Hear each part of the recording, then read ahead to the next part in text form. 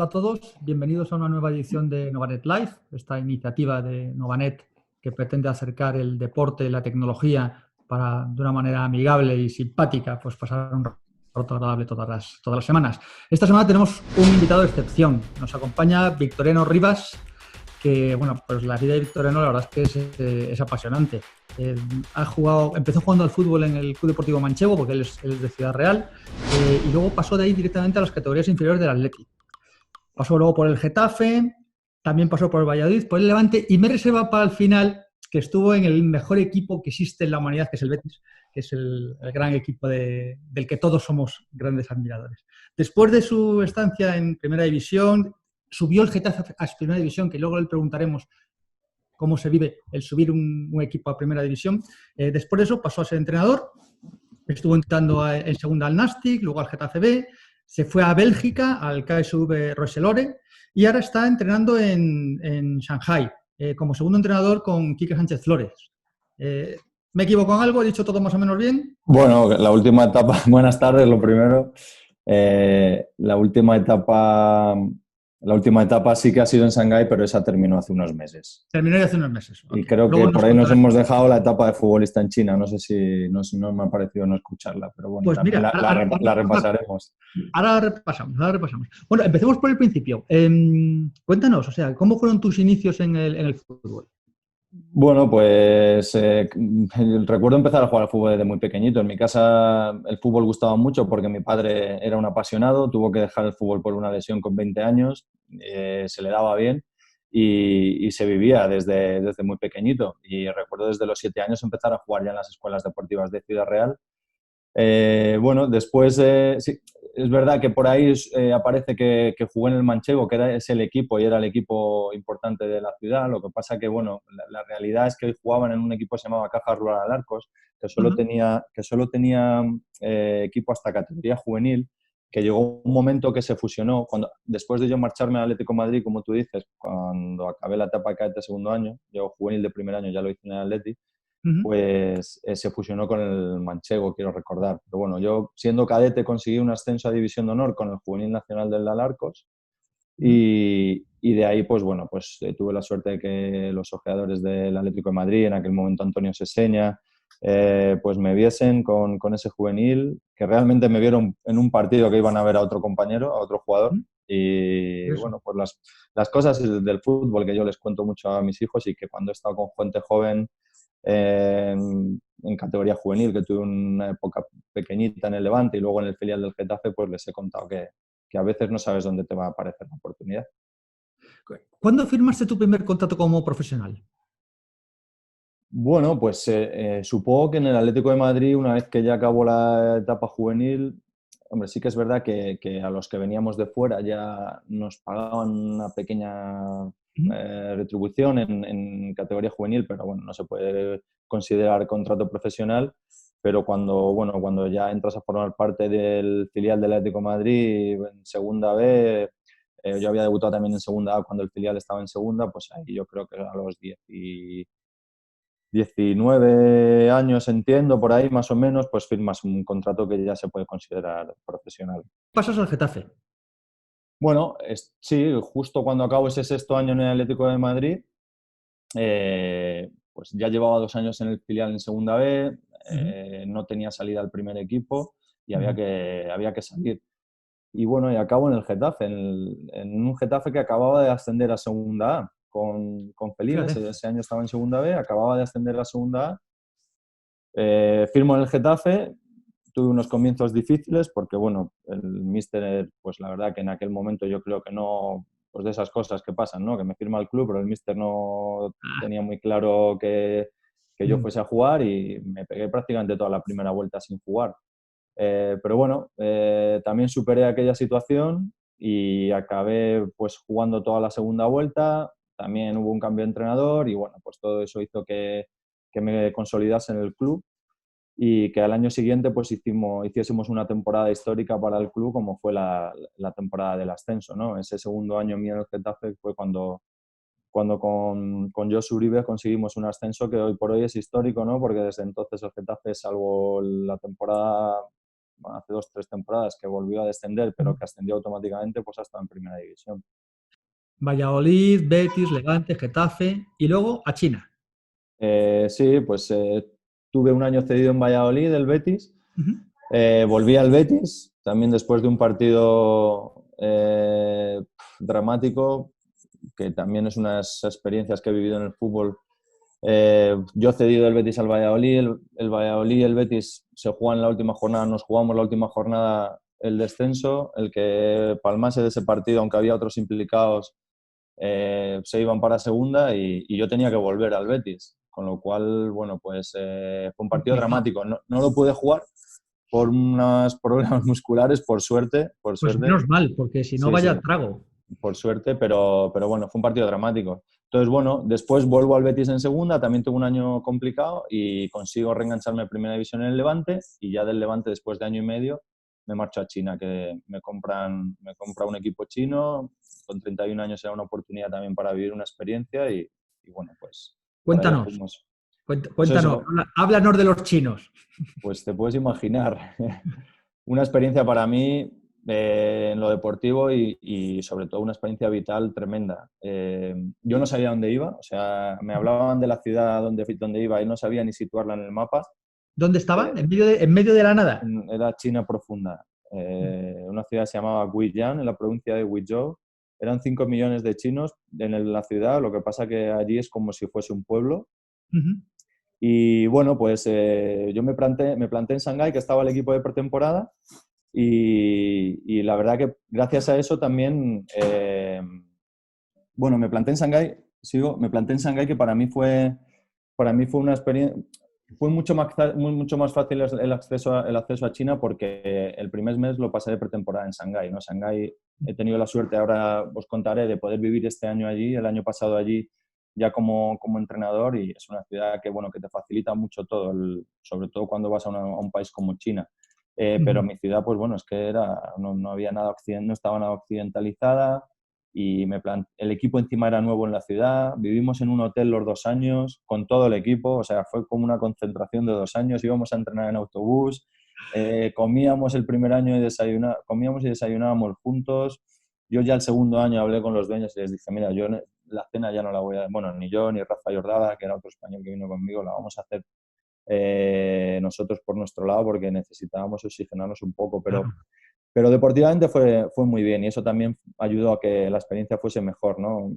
Conseguimos que un equipo que siempre había estado en mitad de tabla hiciese 2 cuartos puestos, Ujú. 2 finales de Copa, conseguimos una final de Copa, las 2 fueron contra el Guangzhou Evergrande, que por aquel momento era el mejor equipo de Asia, Ujú. la segunda final la conseguimos ganar, jugamos Champions Asiática, entonces claro, fue una experiencia maravillosa y luego pues el poder vivir la cultura china con todo lo que ello conlleva, con sus cosas Buenas y malas, no tan con sus buenas. cosas muy buenas, porque es una cultura muy diferente a la nuestra, pues fue maravilloso, la verdad. ¿Tu primera experiencia como entrenador fue en el Nastic? ¿O tuviste Bueno, antes previas en...? eh, tuve una previa en la que con las prácticas del carnet nacional estuve de asistente en el Juvenil División de Honor del Nastic de Tarragona, perdón, del Levante, Ujú. que fue mi primera experiencia en los banquillos. Pero como primer entrenador, mi primera experiencia fue en el Getafe B. Pero previa a esa experiencia, yo había estado todo un año de segundo entrenador con Vicente Moreno en el Nastic, en Ok. segunda división, que a Ujú. mí también me sirvió mucho para aprender Claro. al lado de Vicente. Encima fue un año también buenísimo, hicimos playoff, nos quedamos a las puertas de un ascenso a primera división histórico.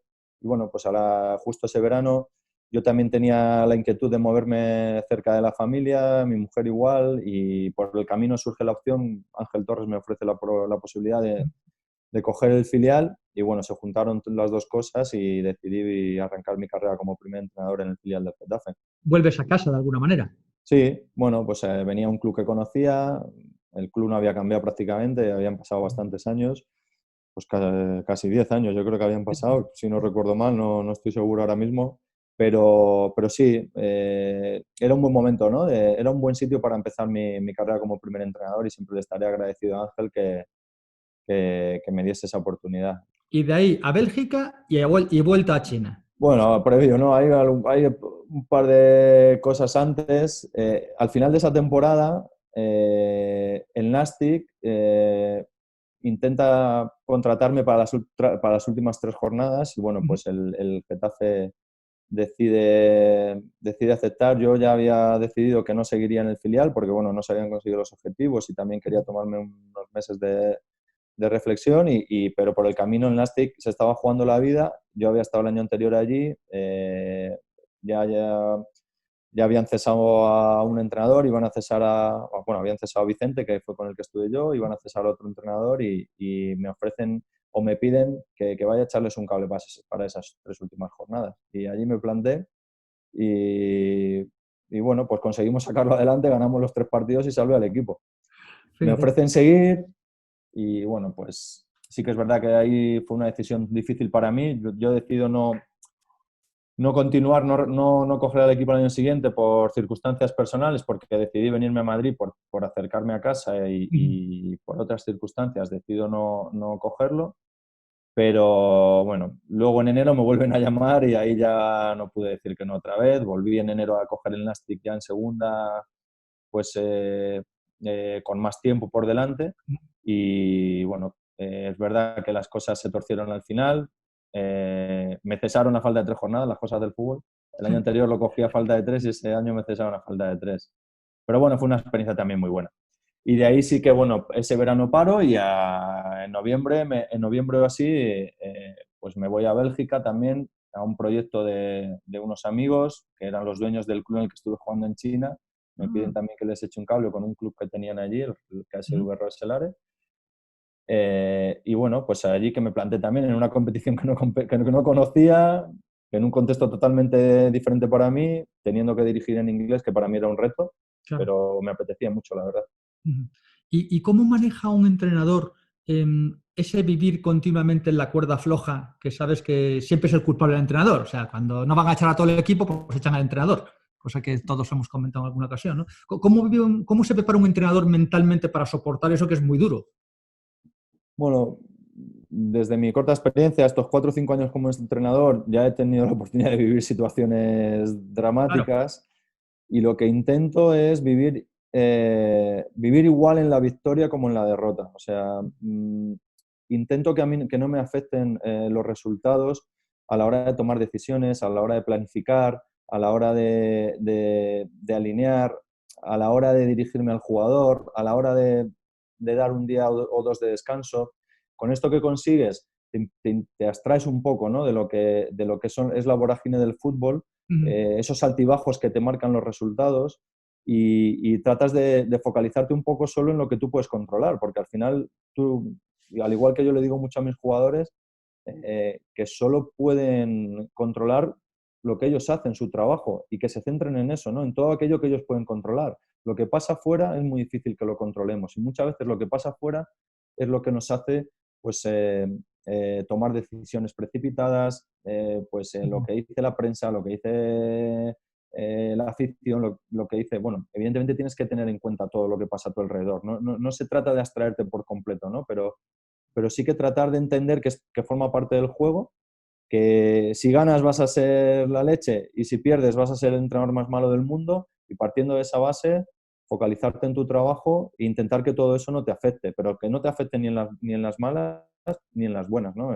Es una buena manera, ¿no? Creo de intentar que esos momentos complicados, como tú dices, y esa inestabilidad no te afecten. Y luego también yo creo que aceptando que estás en un mundo en el cual si los resultados no te acompañan, pues el primero que cae es el entrenador. Si eso lo tienes claro, pues vas a trabajar desde una tranquilidad mayor que si vas con la ansiedad de, venga, y pensando bueno, que todo depende de ti y que porque no es así, ¿no?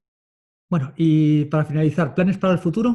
¿Tienes ya equipo nuevo? ¿Estás trabajando, estás Bueno, negociando con alguien? ¿Nos das alguna primicia y no, no, estamos no. aquí como si fuéramos ya Pues un no, medio no, importante? la verdad que no. He disfrutado mucho estos meses y bueno, por ahí nuestro amigo Ángel lo sabe de mis hijos. Antes lo hablábamos, ¿no? Lo que tiene el mundo del fútbol profesional, no solo como jugador, sino más todavía como entrenador, es que muchas veces te pierdes muchas cosas a nivel familiar. Yo me he Sí. perdido muchas cosas a nivel familiar y bueno, ahora llevo 7 o 8 meses en casa y he aprovechado para disfrutar muchísimo, para seguir formándome, evidentemente, para seguir estando activo y ahora esperar a que llegue algo que cuadre. como primer entrenador, como segundo entrenador también he estado cómodo con los 2 entrenadores con los que he estado, pero bueno, mi objetivo es entrenar y sobre todo seguir vinculado a esto.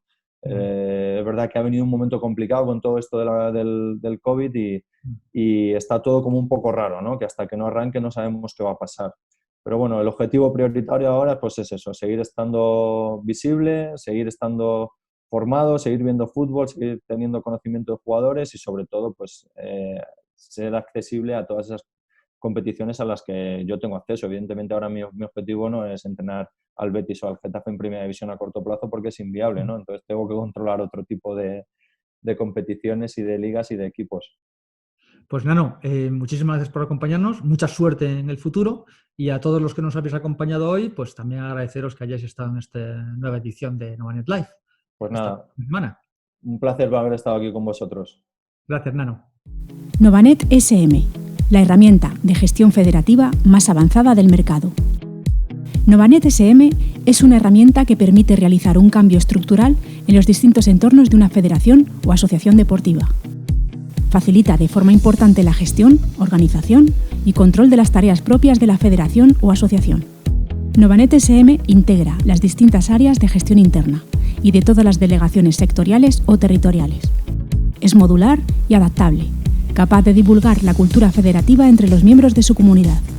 Todo bajo una intranet compuesta de una serie de funcionalidades adicionales que permiten a la vez intercambiar información, además de ordenar y gestionar los procesos y flujos de trabajo federativo. Los módulos a tu disposición son la intranet de la federación, datos de competición y el portal público.